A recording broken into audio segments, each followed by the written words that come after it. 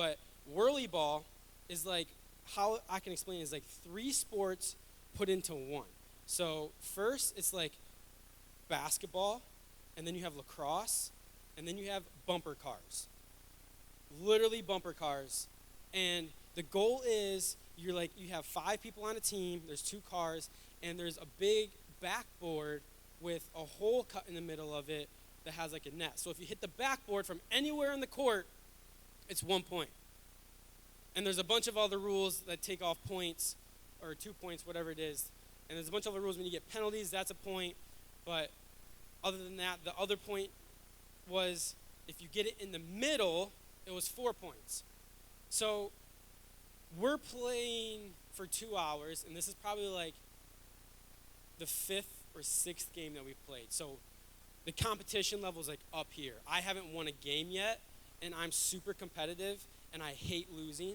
And so like I'm ready to just flip this car over and just destroy it in some sort of way.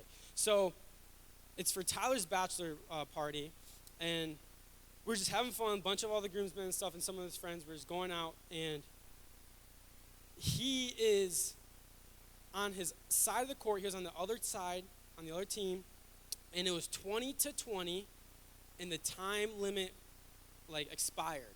So basically the next point wins. And so one of our team, they miss it. Steve misses a wide open shot, like literally an inch away. He's on the, like, this is the basket. He's right here, and he misses it with no one around. And someone's on the other side of the sanctuary. That's how far everyone was. And I was like, Steve, God bless you. On the inside, I was just like, Steve, I can't believe you missed this. You just ruined the game for us, blah, blah, blah. But no, I love Steve. It was funny. But that's not what I want to talk about. The thing that I want to talk about is after that.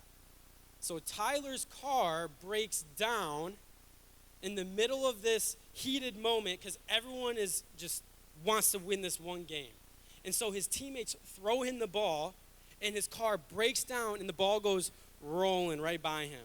And the game doesn't stop because you can't stop. All you got to do is hit the car for it to keep going. But I was right behind him, so I swerved real quick, and I just looked at him like, bye, Tyler, and going to get the ball. And he was so mad because you just think, put yourself in a situation. He's in this little car, and like he can't move, and he's just, I just want to get the ball, and I can't move. My car's broken. That's exactly what happened. Literally exactly what happened. And I was just like, man. Like when we really think about it, sometimes in life we just watch things happen. We can't do anything about it, and we just have to watch it happen. Like, what flashed in front of his eyes was probably like, this is the game-winning shot. Like, this is my night. Like, I could be the star. I could be the hero. And I can't even move the car, and everyone's flying by me. But they ended up still winning, though. But the funny part is just Tyler watching his hair flip all around. His face was literally the color of Steve's shirt, and he was mad. Because he thought he was about to lose the game, which he should have lost the game, but Steve missed the shot. But the focus is Tyler in the car, frustrated because he can't move. And I feel like that could be like a great picture, a great illustration of sometimes how our life feels. Like, both, Steve too, like we're so close but we missed the shot. Or we see something coming, like we're about to have this great moment happen for us, and then it doesn't happen.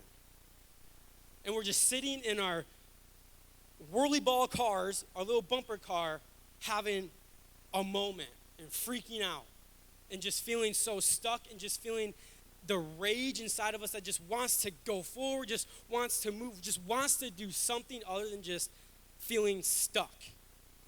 And I think about that sometimes, like for our lives, and just how many times we feel like that. And sometimes it can get us to a point to where we are stuck for so long that we lose sight of everything that's happening around us, that's happening on the inside of us, and we just completely lose hope in everything and in everyone, including Jesus.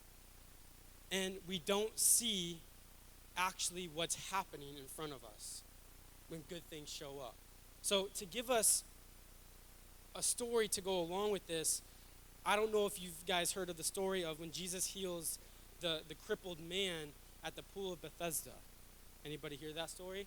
So basically, what the pool of Bethesda is kind of like a pool when there's a bunch of all these crippled people, blind people, all these people around this pool just waiting for it to be stirred up by an angel, because what happens is whoever gets into the pool first gets healed instantly of whatever disease or sickness or whatever that they have going on in their body. And so there's tons of these people around. And there's this one man that just sticks out to Jesus because this was not his destination. Jesus was not going here for a destination. He was actually passing through this place to go to his destination.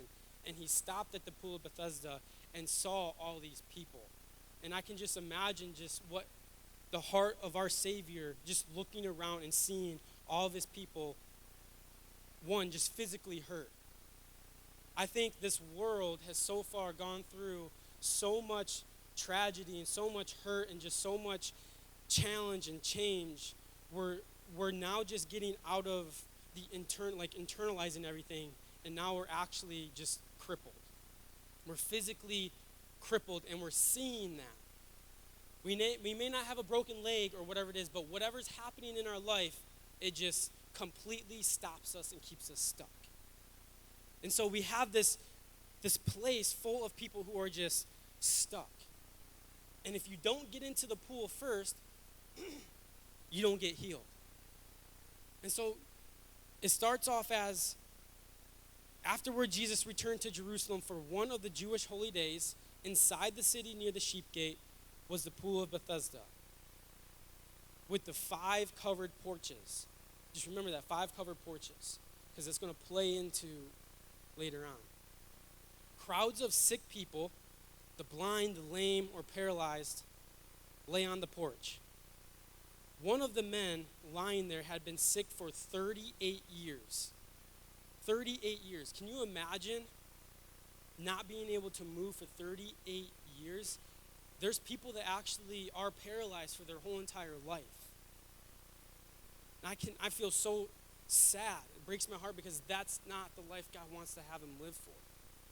But we have the opportunity. We have been blessed. We literally have been blessed by God to have full functionality, like function of our arms, mobility of our legs, everything. Nothing's wrong. Nothing's keeping me just stuck here and have someone pushing me around. But we get like that when issues come up in our lives. We get like that when things start to come in and destroy who we are as a person on the inside. And we have to we try to add things into our life to become something different because we're tired of being stuck. And then that one thing that we add just adds more weight and more weight and more weight. So when Jesus found out that he was there for 38 years, he saw him and he knew he had been ill for a long time. And he asked him, "Would you like to get well? Would you like to get well?" And I don't know, if you understand this in a certain way, but when you get a text from someone, you kind of put the tone that you think that they're using with those words, and you may just kind of blow it way out of proportion. Has anyone done that before? I have. So many times. The one word that gets me is just K. Or an emoji response. I'm just like, oh, this person's probably so mad at me. I'm just blowing it out of proportion, whatever it is, whatever tone that I think that they're using. I'm just making all this up in my head, just telling myself a story of how they're reading my message and how they're responding, and I just made up a brand new story than what really happened. And that's what so many people do with this passage. And it talks about when Jesus asked him, "Would you like to get well?" So many people probably read this and think like, you've literally been here for 38 years? Like, do you not care? Like, would you want to get healed? Just get into the pool. Just do something. And it's kind of like asking the same question, like, do you just want to be happy while living your life? Do you want to be anxiety free? Do you want to be depression free? We're asking these questions, but I don't think that's the tone that he was using. I think the tone was coming more from a sympathy sort of way of like, wow, you've been here for 38 years. Like you're here for this long of a time. There's no one in here that's probably 38. Anyone 38? Who's 30? Kim in the back. But it's like, even 20 years feels like a long time of life. And it's just like 38 years this person's stuck here. He can't move. He's paralyzed, so he literally can't roll himself into the pool. He can't move himself with his arms. He's literally stuck wherever the person dropped him off at. Who knows? Maybe he had people come in and help him, and they just like, hey, like I will help you get into the pool, but you got to give me something. And he's like, okay, like this is the first time this has ever happened. Like, this is awesome. Someone wants to help me.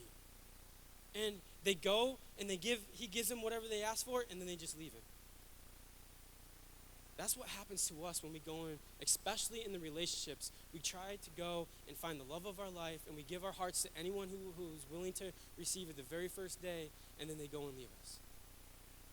It's the same thing when we go and put our hearts into a job to give us the money that we need, to give us the feeling of security that we need, but when only Jesus is the one that can give us that. It's that when we go into our friends, like, oh, I have to be this certain way, or I have to have all these friends because that's what matters. But then they just leave and drop you off where you are. And that stuff shatters us. When people come into our life that don't have the same intention with us that we have with them. And how many people probably done this to this man? And he's just totally got to a point. You can tell he's gotten to a point because when Jesus said, would you like to get well? He's like, his response, I can't, sir. The sick man said, I can't. Right now, he's playing a story in his head. He has a system in his mind saying, if I can't be the first one into the pool, I will never get healed. I will never get healed. But what we don't realize is when we are stuck in our situation for so long, we don't realize who's actually in front of us. You see, the crippled man didn't realize who was in front of him. At this point, I think it was the beginning of Jesus' ministry when this miracle took place. And there wasn't the hype, there wasn't the fame that he had, there wasn't the reputation that he had. And if you read through the Bible, he actually didn't have a good reputation. Because he was coming and he was flipping systems, he was flipping worldly kingdoms, he was flipping everything upside down because the kingdom of heaven finally came to earth. And that's what we're living in today. The kingdom of heaven can be brought down on earth just because of what Jesus did for us. And we have that on the inside of us every single day. And every time we are crippled in this world, we don't realize who's on the other side asking us, do you want to get well? We don't realize that. So he said, I can't, sir, the sick man said, for I have no one to put me into the pool when the water bubbles up. Someone else always gets there ahead of me. Someone always gets there ahead of me. Anybody feel left behind sometimes in life? Yeah. You're the last one to get into the class that you're hoping for. You're the last one to find a real friend. You feel like everyone else has friends and you're the only one alone. You're the last one to get a car. You're the last one to get your driver's license. You're the last one all the time. And you feel like you're behind and you feel like you're just not there. And that's exactly what he feels like. He said, someone else always gets there ahead of me. So Jesus told him, would you like to get well?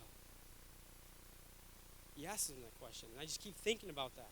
Would you like to get well? And this miracle takes place on a day called the Sabbath. So the Sabbath basically is a day of rest. So in the Old Testament time, they really cherish this day, and this day is really cherished now.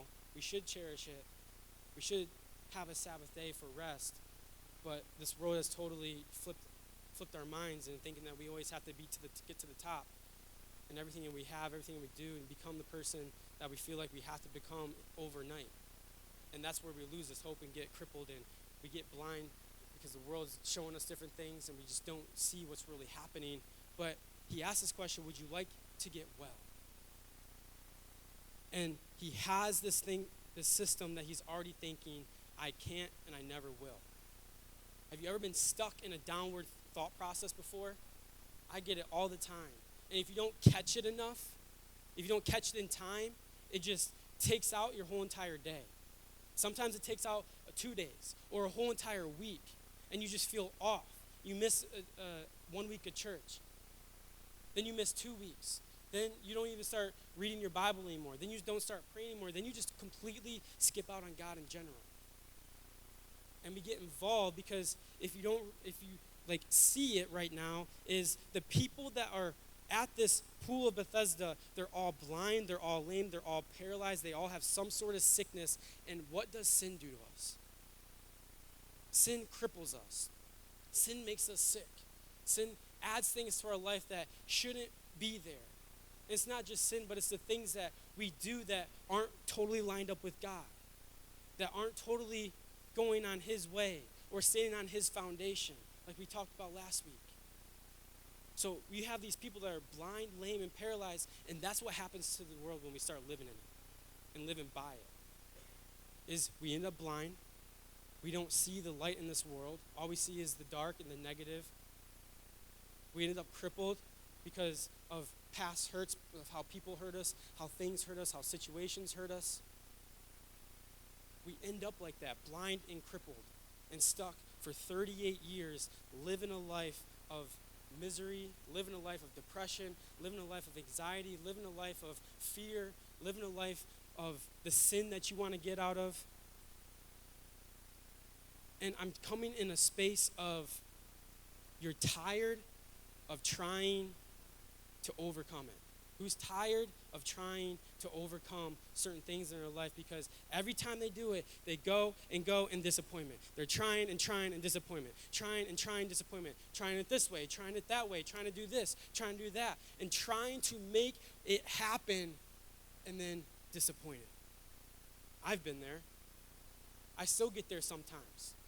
Because my weakness is actually stop trying to do everything that I possibly can in one night or one day. If I am not giving it my all, if I am not trying my hardest, I feel like a failure. But no matter what, sometimes when we try so hard, we're trying to overcome the sin that we have. We're trying to have this relationship, or we're trying to have good grades, or we're trying to do this, we're trying to do that, and we're just wearing ourselves out because we keep falling short, and that becomes the story of our life. We fall short, and then we're sitting by the pool waiting for a miracle, hoping to have a miracle, but we no longer have the will to get in. We no longer have the help to get in. And so we're stuck. We've literally come to a point to where we can't move. So I believe this is why Jesus asked him this question, because he saw that. He sees this generation. He sees the things that we go through every single day, through school, through our jobs, through our everyday walk in life with God, just in general. He sees all the distractions that we have to battle. He sees all the people that are coming against us. He sees all the problems, all the things that we have to deal with. I never had to deal with the things that people are dealing with in high school when I was there. Never. There's so many kids that's facing suicide thoughts. There's so many kids facing addiction thoughts and overdosing because of the things that the world is bringing into our life. Never had to deal with that. And so he's looking for the people who are just tired of trying to do it in their own strength. looking for the people who just can't move anymore. And he says, I see you. That's the first thing I noticed in this is he saw the one who was there the longest, who was probably put up in a corner and watching everyone else. And the second thing we have to get to take note of is take a look at the people that were there. They were all blind, lame, and crippled. When you start to be in an environment for so long that does that to you, that's where your mindset goes. As soon as he said, would you like to be well? He said, I can't. I can't. So right there, his environment has already infected the way that he thinks, the way that he believes. When we go out into this world's job is to infect the way that we think about God, to infect the way that we think about the situation that we're going through, or to infect the way that we believe how God is going to help us run our lives. And so when he said, would you like to get well? I can't, sir, the sick man said, for I have no one to put me into the pool. And he didn't realize who was standing in front of him. And so as I continue to go back on the Sabbath, this Sabbath was a day of rest. And the next response Jesus says, this is why this is important in the story, because Jesus told him, stand up, pick up your mat, and walk. He literally told him to stand up, pick up your mat, and walk after the man's response is, I can't. And what does the man do? He does it. He literally does it. And then right away, all the religious leaders say to him, you can even read it, instantly the man was healed. He rolled up his sleeping mat and began walking. But this miracle happened on the Sabbath, so the Jewish leaders objected. How many times we have something good happen to our lives and then we have the people around us just totally taking it away? So whenever we do have something good in our life, we still get destroyed. We still get crushed. We still have all this hope that we thought that we could just muster up a little bit, and it gets taken away, it gets stolen. They objected. They said to the man who was cured, you can't work on the Sabbath. The law doesn't allow you to carry that sleeping mat. It's literally work to pick up your mat and carry it. And the law forbidded that. So as this man was doing this, he had the choice to either, okay, let me put my mat back down and sit back down, and which I believe his healing would have been gone, would have went away, and he would have been crippled for the rest of his life. But he chose not to. He said, but he replied, the man who healed me told me to pick up my mat and walk. He told me. Jesus told me to pick up my mat and walk. Who said such a thing as that, they demanded. The man didn't know, for Jesus had disappeared into the crowd, but afterward Jesus found him in the temple and told him, now you are well, so stop sinning, or something even worse may happen to you. The man right there had the opportunity to put his mat down or just continue to walk. And the reason why I believe he did this on the Sabbath, on the day of rest, is because he wanted to flip a system. He wanted to flip a system in the man's mind, in the man's lifestyle, the way that he was living with, I can't be healed because I will never be the first one in. So instead of me being able to get into the water, Jesus flipped the system and brought the living water to him. You get that? Jesus brought the living water to him, and we're in the New Testament now where Jesus has died. We're living in this time where Jesus has died, put his life on the cross for us, spilled his blood, rose again. He is our God. And if we receive him, we have his living spirit on the inside of us. So we no longer have to be the first one in the pool, but we can always go to him because he has brought living water to us. Would you like to get well? So he literally flipped the system on this guy, and he's asking us to flip the systems in our minds too, the way that we live as well, the way that we think about God, the way that we even think about God, because we live this mindset of, I have to try, I have to keep going, I have to keep doing everything I possibly can do.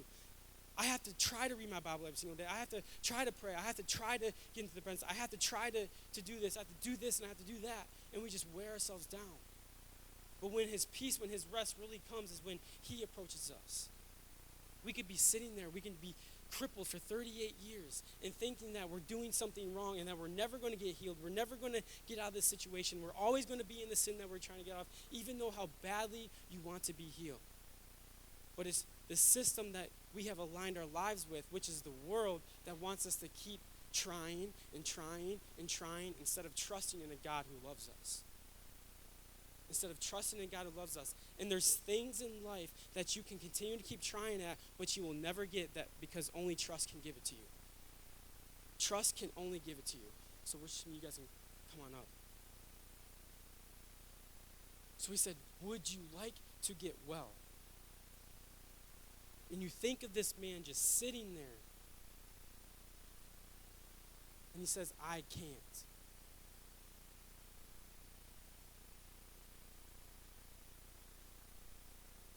For I have no one to put me into the pool when the water bubbles up, so someone else always gets there ahead of me. Tonight, I'm just here to say, I don't care how long you've been struggling with something that is sin in your life. God still loves you. And he will come to you. And it just frustrates me, and it just makes me so angry, and it just makes me so sad just to see a young generation just deal with things that they don't have to deal with. And it's because we've let this world cripple us. It's because we've let the people that we allow in our lives cripple us. It's to let the things that are going on in our lives just blind us from who Jesus really is. We have so many churches out there. We have so many people out there just to try to tell you Jesus is this, Jesus is that. And the way that they live it, the way that they show him and represent him is not the right, correct way. You have to do this. You have to be this. You have to become this. I was nothing when Jesus died on the cross for me. I wasn't even born. And so I know you don't have to become such a great person to come to know who the real God is. He will come to you, and he's come to us every single day. But it's our choice. Are we going to pick up the mat and walk with him, or are we going to just continue to sit there? Because we are a generation that has to change things. What we do today will be the standard that we live by and that our kids and their kids' kids will live by. The world right now is in the grasp of this generation's hands. So it's time for a generation like ours to flip the system. To flip the system and say, no, you don't have to be the first one there. You don't have to have the best thing all the time. You don't have to have the most amount of money. You don't have to have the most amount of friends. You can be single and be happy. You don't have to go and give your life to someone else. You don't have to be obsessed with this one thing. Or you don't have to be addicted to this drug or this alcohol beverage or anything like that. You don't have to live your life like this. Because all it's going to do is cripple us. And so every day we are faced with the question, would you like to get well? Because every day we're faced with something the world is trying to invade in our life. The world literally is controlled by Satan. It's controlled by Satan.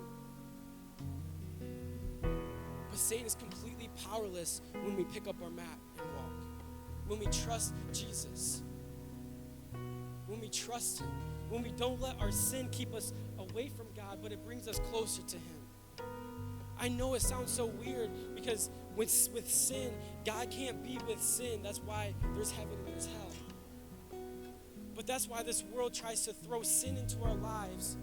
And sin is just an umbrella of so many things that is against God's way, against God's walk.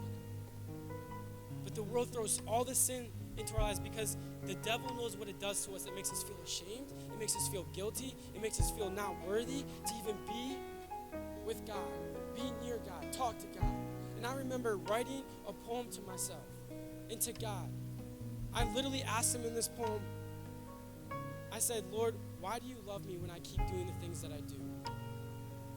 why do you love me when I keep doing the things that I do?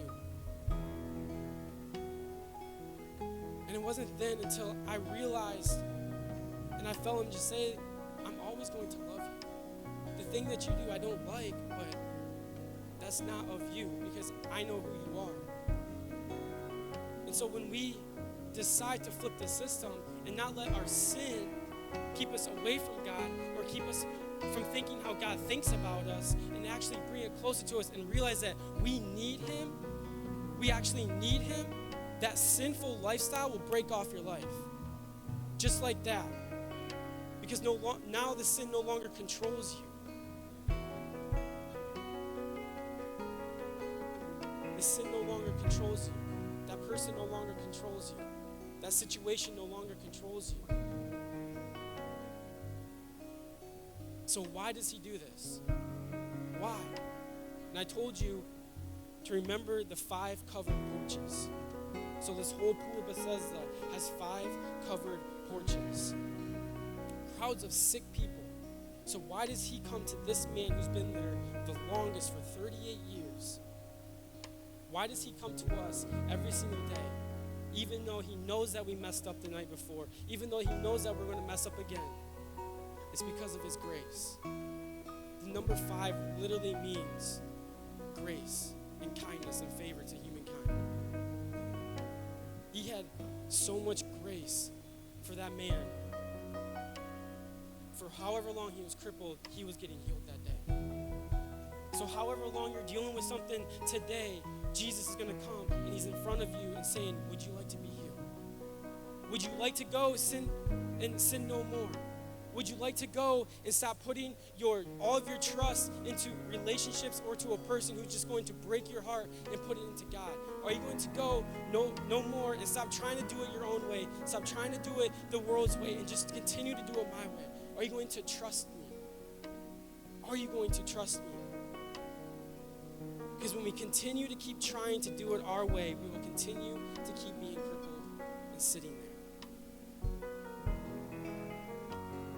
So if everyone can just stand up, this is going to be a moment with Lexi, you can say something. It's okay. She just had surgery. So this is a moment of a time. I just want you guys to close your eyes and literally just hold your arms and hands out in front of you as like you're holding something in front of you, like a bowl. You're holding a bowl in front of you. Now start thinking of the thing that is weighing you down. Whatever that is, let that thing just pour into the bowl.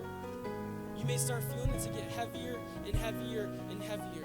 Let those relationships that broke your heart start pouring into the bowl. Let the opportunities you missed start pouring into the bowl. Let that frustration pour into the bowl.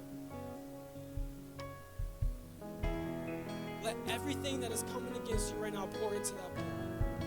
And this is the question. And when you're ready to say yes, lift the bowl up. Would you like to get well? Would you like to hand over all this stuff that you have just put into this bowl right in front of me? Because it is Jesus, it is him who is standing in front of you right now asking you that question. Do you want me to take this from you? And if that's so, we're going to stop trying to make a miracle happen. We're going to stop trying to make Jesus move. And we're just going to trust him to do it. And so when you're ready, lift that up. And feel the freedom that he brings to you. Feel the freedom that he brings to you. Lord, right now, just bring freedom, bring peace into the hearts for those who are just giving everything to you, that they're just saying, I'm done trying, I'm done feeling this way, I'm tired, I'm sick and tired of being exhausted from this world and from the things that's coming on to me, Lord, and I just ask you to just bring all that you are and bring who that you are and come and rescue me from this. Come and rescue me because I feel like I'm being attacked from every single side, front, back, sides, everywhere around me. So we come to you right now, God, and say we don't know what we're doing in this life. We don't know how to get by. We don't know what to do. And all we are going to do from this moment on is to trust you. to trust you. We're going to pick up our mats today. We're going to be a generation today that we can start to step with full healing. We can start to step with the hope that you have for us. We can start to step with the love that you have for us, with the happiness that you have for us. We are leaving anxiety behind, depression behind, fear behind. We're leaving the things that weigh us down, keep us crippled, keep us blind, keep us sick behind, and we are living the life that you have for us. We're picking up our mat. We're flipping this world around, and we're going to bring the people that we are close to Jesus. We're going to be the person to represent who you are. We're going to be the light that walks into the darkness and everything lights up and is exposed. We are going to be those people that you have called us to be, God, because we are no longer going to just try to be the best that we can be, but we are just going to trust you and what you have for us. In Jesus' name, amen and amen. So I'm going to close in just a second, but if you need more prayer for something, go over there. We'll have prayer going on. But there's just one other thing that I kind of wanted to point out is, before the man could pick up his mat and walk, before he could walk, Jesus had to get him to want it again. To want it again. So we're faced with another choice. Do you really want this to disappear in your life? Do you really want to have something different? Do you really want it? Before he could pick up his mat and walk, Jesus had to get him to switch his mindset, get him to switch the system that he was living by. The system he was living by was seeing a bunch of crippled people around him, which made it okay for him to be crippled. A bunch of blind people around him, to live in an area of sickness. So we have that choice. Where are we going to walk in the kingdom of God? We're going to walk in this kingdom of the world, or walk in the kingdom of God. And when we do, that's when we're picking up our mat and we're walking. And we have instantly been healed.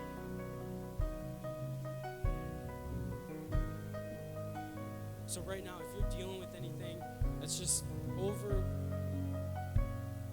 overcoming you, if you just be honest, that's just overcoming you, just raise your hand. Something's just overcoming you.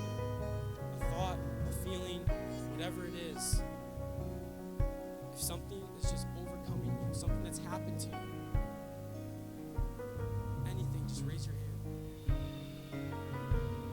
I just want to pray one more time for those people. Lord, I just thank you, God, that right now you're just coming in and bringing extra love, extra care, and just speaking to those people who have raised their hands, God, and speaking to everybody in this room about who they truly are. Tonight, Lord, just bring a freedom in your presence, and just invade our hearts. So when we go back out into this world, we're no longer infected, but we affect it. That we can start making change, that we affect things that are happening around us, and that we can be that light. We are everything you say that we are. We have everything that you say that we have. So help us, God, go and just trust you with it. In Jesus' name, amen and amen. Come get prayer, guys, if you need it. But other than that, we're going to close. And just remember, next week we don't have Elevate, but we do have that concert. So if you want to come, let me know. I'll put your name down. I'll get you a ticket, and then I'll get your contact information, and we'll arrange somehow for you to get it that night. But we love you guys. We will see you next week if you're here for the concert. But other than that, we'll see you the week after.